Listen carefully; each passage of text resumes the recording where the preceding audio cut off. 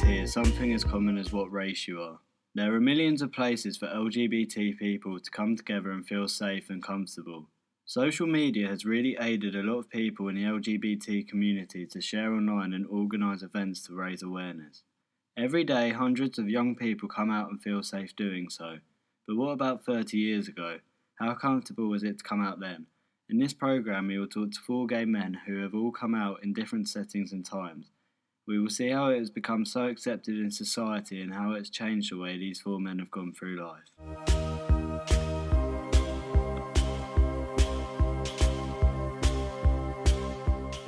Our first interviewee wished to remain anonymous for the programme. I'm a 43-year-old gay man. I came out about 30 years ago.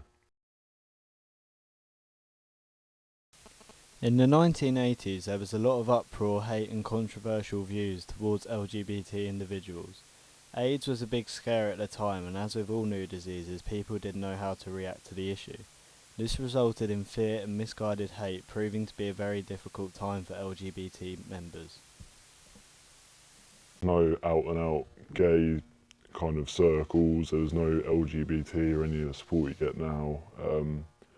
I think the reactions from my family and friends made it a lot harder for me to be comfortable with what I was, but at the same time, I think it was probably the best time I could have done it.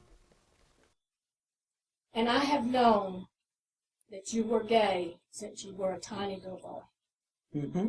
So you would know at this point it's not a choice. And you have made a choice, I have not made a evidently choice. from what you told your daddy. I have not made a choice. Mainly it was my parents. As a family, we were quite devout Christians. We went to church every Sunday. I prayed every night. I have not made a choice. I have been from the moment I come out of my mother's uterus, I have been that way. Probably long before I come out of her uterus. My parents thought, you're a sinner.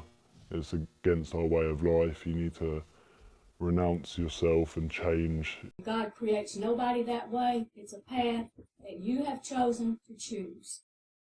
I refused. I didn't give in to it. I said, I'm comfortable with what I am. Since you have chosen that path, we will not support you any longer. My brother taught me how to wash my clothes and fed me because my parents just wouldn't communicate. I was living in the same house, but it was almost like I was on a different planet.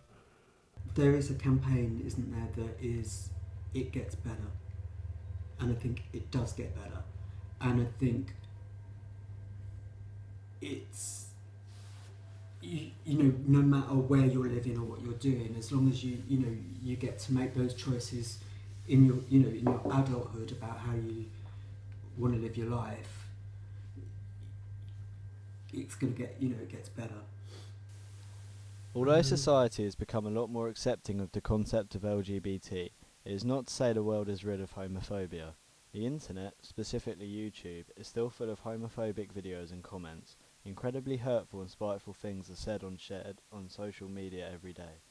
One person who has addressed the issue of homophobia as an LGBT person is Will. He's only 17, but he is heavily involved in charities such as Stonewall and is setting up his own organisation in aid of LGBT people. It just leaves a mark on you. So, not normal, half gay, just a phase. I knew this would be a huge change in my life, and I thought I need a stable home base.